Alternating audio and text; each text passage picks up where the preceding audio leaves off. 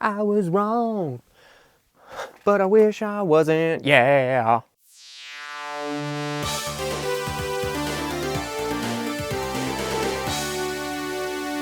Welcome to the Fantasy Zone. Get ready. What the fuck is up, guys? My name is Nick, and I bring you grains of truth. Many of you probably saw this video coming, but the reality is I wasn't actually planning on making this video because I thought I was going to be right in my original video. Now, if you haven't seen my original video, make sure you go check out my original video. It's going to be linked up in the corner up there, as well as it's going to be on the end card. So make sure you go check that out before you watch this video. It is now April 2nd that I'm recording this. Well, Mario's public execution happened, I guess. And if you're out of the loop, let me fill you in. But first, let's hear a word from our sponsor. Wood-ass chairs that I use to record and edit my videos. Just actual foldable wooden chairs. I need a new chair. I know where it was because it leaves indents in the floor. So basically what was supposed to happen, like they said, was that come March 31st, that was going to be the last day that Super Mario 3D All-Stars was available for purchase. But not just available for purchase as in like they're gonna not make physical copies anymore. Available for purchase as in like they're gonna remove it from the fucking eShop. What? And you might be asking yourself, why would they remove it from the eShop? It's a digital game, right? Like, it doesn't cost them anything. In fact, when you buy Super Mario 3D All-Stars on the eShop on your Nintendo Switch, Nintendo literally makes 100% of that profit. They don't have to spend money making physical copies. They don't have to sell it to a retailer, yada, yada, yada, right? Yada, yada, yada, yada, yada, yada, yada. So basically, their plan was to create as much artificial demand for this game as fucking possible. And they totally achieved that. It sold 8 million copies. 8 million copies. Let that sink in. 8 million copies. 8 million copies. So it obviously worked, right? Like, they made everyone go bananas for this, and there were people who were saying that you should buy it even if you don't have a Nintendo Switch because it's going to be really expensive one day. And I thought that it was going to be a total switch and bait, that it was going to be like, no, dude, it's going to be released separately, each game is going to be separate, and they're going to charge more for it so that they can make more money off of it, whatever, right? But apparently I was wrong. They did what they said they were going to do, and they just straight up pulled it, and now you can't buy it anymore. Now, the reason I wasn't originally going to make this video is because, well, why would I?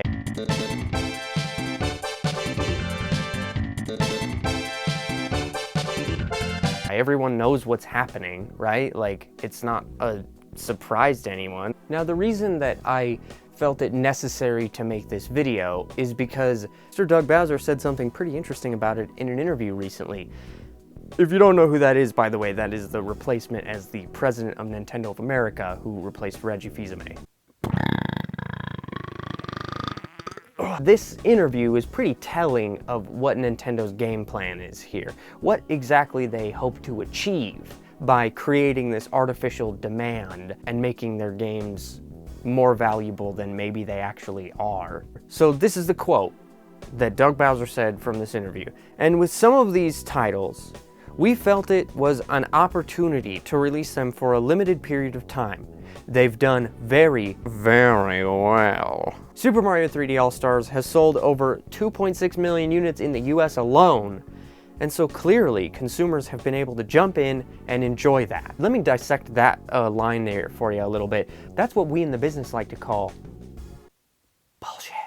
He's saying that because the game has sold so well, enough people have gotten to play it, which is not the way that it works. But he says, and it's not the strategy that we're going to use widely, but it's one we thought was very unique for the actual anniversary. Yes, you heard that correct. He claims in this interview that the reason they did this strategy is to make the anniversary feel more special. They wanted it to feel like a limited time event. So thus they made the game only available for a limited time. Okay, Mr. Bowser. Well, then I have a little question for you. What about Fire Emblem? So in case you don't know, because I imagine not as many people know about this as Mario. Nintendo finally took it upon themselves to localize the original Fire Emblem, a game that has eluded Western markets for decades. Just like the original Mother, we got Earthbound Beginnings. Decades later, we finally got the original Mother game as Earthbound Beginnings. And it was great. It's kind of like, wow, that's good on you. Because that's what you're supposed to do. That's how you preserve your video games, you know? And the fact that they localized it and everything, that's fantastic. So here they go and they take Fire Emblem and they say, we want to do the same thing. We want to release Fire Emblem. They don't even release it physically, by the way. There are 0 physical copies of Fire Emblem. The only thing that you could buy physically was a collector's edition that came with a download code for the game. And it was only like $6 or something, right? Reasonably priced, is fully localized, and it was released for the first time in the West on a modern Nintendo console that was very accessible. Check, check, check, check. Nintendo has done all the right things. Nick, what the fuck are you complaining about? Fire Emblem is no longer available after April 1st. Who? Why? Right? Like, is that the reaction that you had? When I heard that, the reaction that I had was, but why though? And I hope that that's the reaction that everybody watching this video had, because if you think back just minutes ago to what I said, is to make the anniversary feel more special. Yeah, that doesn't make any sense. Celebrating Mario's 30th anniversary by making Fire Emblem a limited time release? Unless you come to a different conclusion that is that, well, maybe they were trying to create artificial scarcity so that supply went down and demand skyrocketed into the Dunkelsphere. All these people are going to go out and buy the game that maybe wouldn't have bought the game in the first place, just because they know that if they don't buy it now, they're never going to get the opportunity to buy it again. The point of re-releasing an old game, the point of remaking it, remastering it, reimagining it, localizing it, relocalizing it, and making it available on modern platforms is so that everyone can play it. But it doesn't work when no one can fucking play the game because it's no longer available. And then I guess you gotta say to yourself, well, gee, I guess if it's no longer available, it's free real estate. Yes, that's right, boys and girls. Nintendo has once again created another opportunity for piracy. If I can't buy the game on your system, how am I supposed to play it? I explained all this in my first video, why I think that there's a difference between piracy and games preservation. And I think that Nintendo not making these games available and then you going out and downloading them and playing them regardless is more games preservation than piracy, because where else are you going to get it? Nintendo couldn't feasibly make the argument that they are losing money on a product that they are not selling to people, right? And I'm sure, you know, legally I'm required to make a disclaimer, so I'll make that disclaimer right now. I, Nick, of LaughNGrowFat, do not condone piracy of any form. Playing a game that you do not own is not okay. And also, I didn't just wink there. So now that I've gotten the disclaimer out of the way, how do you play these games? My favorite way to do it is with this little guy right here. That's right, you guessed it, it's the Wii. What makes it so special? Well, a couple things. Number one, you're not actually emulating a game like Super Mario Galaxy because it's a Wii game. So it just runs on the actual hardware, which means it's 100% perfect. Of course, obviously, right? What about this little guy right here? Well, this is just a GameCube actually, so it has actual GameCube parts inside, which means it's also 100% accurate and it's not emulating anything. And then what about this little guy right here? Super Mario 64? Well, there's a couple ways for you to do that actually, and one of them works super well. Now I'm not going to describe the actual process for you, and that's because I really don't want to get sued. But what I will do is tell you how it works, and I will leave some links in the description for resources. Where it is appropriate, I will describe maybe some websites you could visit. One of the reasons that I like using the Wii for this, besides the fact that, again, I say it's not emulating either Super Mario Sunshine or Super Mario Galaxy, is that I personally like playing games on original hardware, or at least hardware that is mimicking original hardware wherever I can. This is why I'm a big fan of the NES Classic, the SNES Classic, the PS1 Classic, and the Sega Genesis Classic, and I have all four of them. And all four of them may or may not have custom firmware on them. But I only use them for their games, because when I'm playing Mega Man X, I prefer to use a Super Nintendo controller, just because I grew up playing Mega Man X on a Super Nintendo. And when I play Mario, I prefer using a Mario controller. I prefer using an NES controller, right? So, when I'm playing Mario Galaxy, I can use my Wii, and I can use the Wii remote, and the actual hardware the way that it was intended to be used. When I play Super Mario Sunshine, I can use the GameCube controller, just like it was intended. Now, I can't use an N64 controller to play Super Mario 64, but frankly, I don't really give a shit because that controller sucks my asshole. But I hear you saying, Nick, it must be super complicated to get this to work, right? Not really. Frankly, all you need is one of these guys. That's right, an SD card. And bada bing bada boom, you've got yourself custom firmware installed. That allows you to play all the Mario games that you want to play, including a bunch of other games that you own. It's your one-stop shop.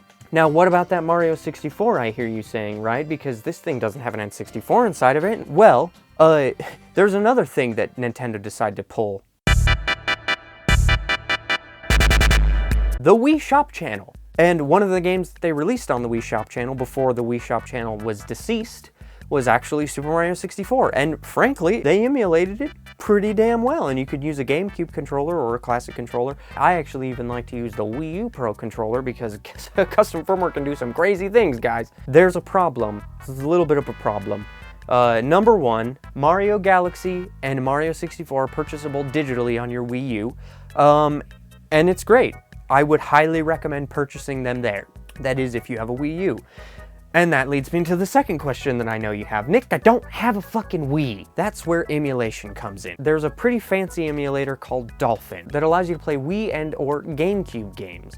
And that's where you're gonna wanna play Super Mario Galaxy or Super Mario Sunshine. As far as Super Mario 64, you can get an N64 emulator, and there's a lot of them out there. I don't necessarily have a favorite because I don't emulate N64 very often. And I will include links in the description as to where you can find both Dolphin and an N64 emulator so that you can emulate these games. Because guess what? Emulators are not illegal. However, I'm not going to include a link as to where you can find the actual disc images for the games, or the ROM for Mario 64. But what I will say is that when looking for N64 games, it's pretty easy. Like, you can use Google. But I will tell you, for Wii games and for GameCube games, your best friend is actually going to be Reddit. And I'm not going to tell you the specific Reddit thread to go to, but just peruse Reddit. Be creative with your Google searches, and include Reddit in them. Cool thing about Dolphin is that the Wii remote here actually has Bluetooth, and that's how it connects to the Wii. So that means that you can connect that to your computer, and you can even use a Wii remote on it if you want to play Super Mario Galaxy that way. Another cool thing is that you can actually make it look better, run it at a higher resolution, run it at 4K if you want to, make Super Mario 64 widescreen, things that maybe they should have done in Super Mario 3D All-Stars, and just genuinely have a better experience than you were going to have on original hardware or on the Switch anyways.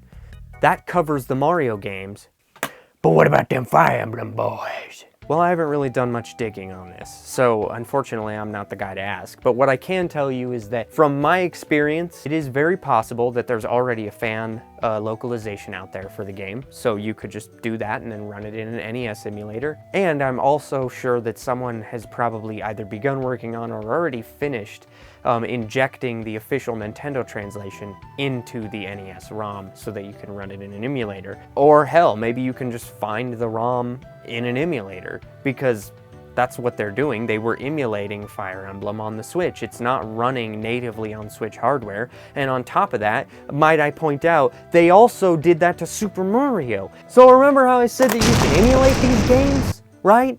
Nintendo ported them. They didn't actually even port them. They just emulated them on the Switch. The exact thing that they said you can't do that's bad for the industry. They did it. So where does that leave us? Well, in the same place we started, I guess. Frankly, Nintendo has never really cared about games preservation. And again, I should reiterate something that I iterated in my first video. I don't hate Nintendo's games. I love their games. I love these games. These are fantastic games. And a lot of Nintendo games are really near and dear to my heart, which is why it pains me that they're not more readily available. Because that means that when I tell somebody that F-Zero GX is the best racing game I've ever played, and that they should absolutely play it if they're a fan of racing games, they ask me, where do I play it? And my response is, go buy a fucking GameCube. And you know how expensive a copy of F-Zero GX is? Not cheap. You know how expensive a copy of Super Mario 3D All-Stars is? Not fucking cheap. Some people are already selling this thing for fucking hundreds of dollars. Now, obviously, that's not the only place that you can buy it. You should still be able to buy it at retailers, and some of these people are selling it for less than MSRP. But the reality is that number is just going to keep going up, and it's going to keep going up, and it's going to keep going up. And so it is impossible for me to say, you should go play Wario World, and then they go, where do I get it? And really, the answer is nowhere. The answer is, I don't know. Because I can look to a company like Sega and say, oh, where do I play your games? The answer is wherever the hell you want to play them. PS4, Xbox One, PC, it doesn't matter. You can play them anywhere. Tons of places. And the Steam version of the original Sonic games even has fucking Steam Workshop support. Like, they had to go out of their way and say, yes, we approve of mods for our old-ass game.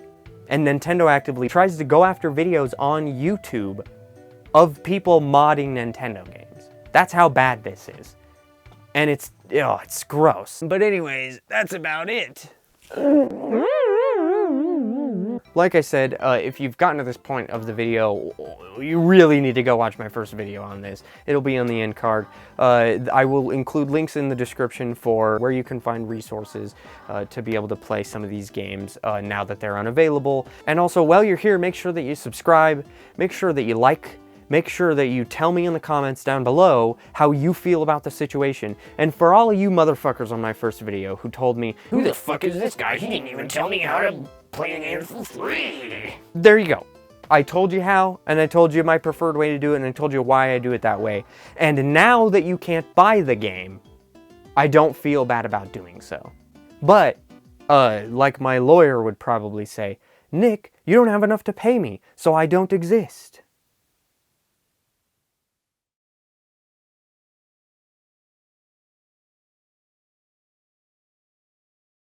That was a good bit, wasn't it?